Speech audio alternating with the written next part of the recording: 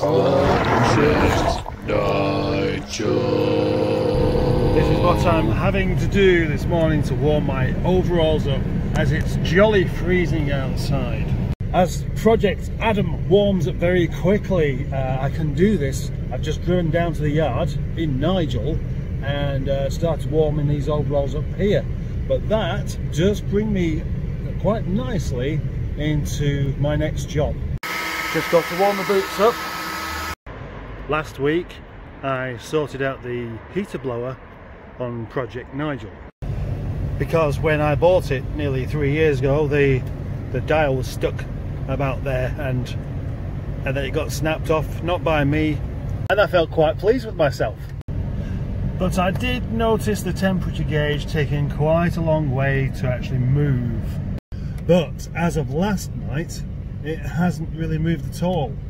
I went to the shop in it, about 3-4 miles, and the gauge just simply didn't move until I stopped and sat outside the supermarket with the engine idling for a minute, which is a bit of a naughty thing to do, I know, and then it started to creep up. This morning, that's as far as it's got again. It's still quite warm in here, but it's not actually hot even with the thing on full. Anyway, once I did leave it to run up to temperature and set back off again, yep, it cooled straight back down again. So the obvious cause of this is a thermostat sticking open, which I need to replace.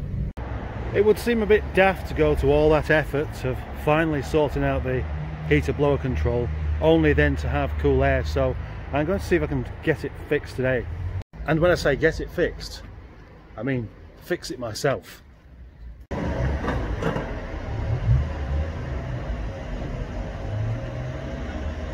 There we go, that's my thermostat, that's arrived. That's just cost me £13.40. Not that I can complain though, because in the 5,000 miles that I've driven this car, that's the first time I've spent any money on it. Well, besides the 3 MOTs. So I've MOT'd it 3 times, and now a thermostat. Not bad really. Now the thermostat housing is actually down there underneath the inlet manifold, and it's a bit awkward to get to. My way of doing this would be to remove all of the inlet manifold to get to it, but many mechanics actually say you can get to it without removing the inlet manifold just by just undoing a couple of other things underneath, and I'm still not convinced, but I'm going to give it a go anyway. So, one 8mm bolt that holds the dipstick in place, and then 3 8mm bolts around the back of there, pushing in there to hold in the thermostat. That's supposed to be the way to do it. I've only got one of those bolts undone so far. I'm sure I'd actually do it quicker just by taking the inlet manifold off.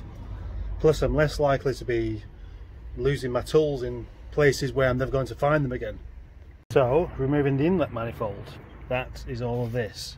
That means taking it away from the airbox, the purge tank, the vacuum pump for the servo.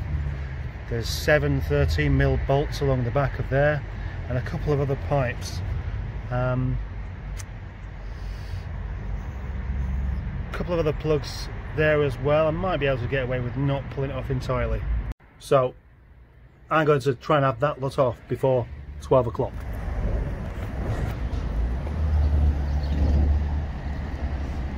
Well, I've had a few distractions, but I've still made some decent progress. That's the first time I've ever removed an inlet manifold and not lost any of the 7 bolts that hold it on. Look, see, there is the inlet manifold nicely out of the way. And down here you can see where the thermostat is. It's there, held in place with this pipe. Now it's got 3 8mm bolts there, which I still don't see how you could get them that easily. But more than that, this metal pipe is held to the block with 2 10mm bolts, and you can't get it out without removing those. Right, so I'm putting it all back together, and we've got these 7 13mm bolts that hold the inlet manifold on, and the ones underneath are quite tricky because you can easily drop them, but there's a little trick to this. Stick a bit of paper in the socket which will hold the nut in place, so when you tip it upside down it doesn't fall out. That's almost everything put back together. New thermostat in, bolted down, inlet manifold on, all the pipes, all the sensors, vacuum pipe, the other coolant pipe there. So what I'm going to do is just start it, make sure that I haven't missed something, and then if it's all fine, I may as well drain the coolant off and put some new coolant in. Draining the coolant on this car should be pretty easy. It really is just a matter of jacking it up and getting underneath and finding the bottom hose, which is there. Anyway, there's always a way around these things, so I'm going to give it a flush out and have a cup of tea. Cup of tea, tea, tea. Could I have a cup of tea, tea, tea? Lots of tea, tea, tea for me. Ooh. Rightio, time for a test drive. Okay, I'm happy with that. Got up to temperature in about a mile, so that's how it should be. So it's nice and lovely and warm in there now. Might just have to take it back and go and have myself a cup of tea. Means I can do that again now.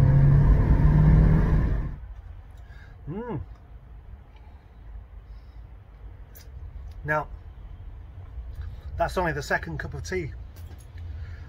Second cup of tea in the past hour, that is, not all day. That'd be really daft, wouldn't it? I've had about 12. Right, well I was about to finish with Nigel for one day and come down here into my parts area and do some more tidying up.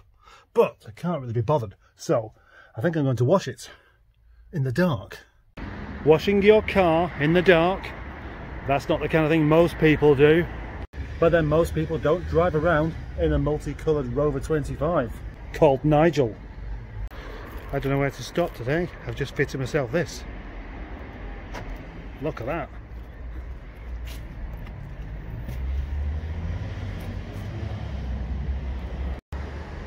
Cool or cheesy? You decide. They say beauty is in the eye of the beholder. And to some, this is a hideously embarrassing machine. But to me, quite something else. Anyway, how could beauty possibly be in the eye of the beholder? What it really means is beauty is in the perception of the mind of the beholder. Come on!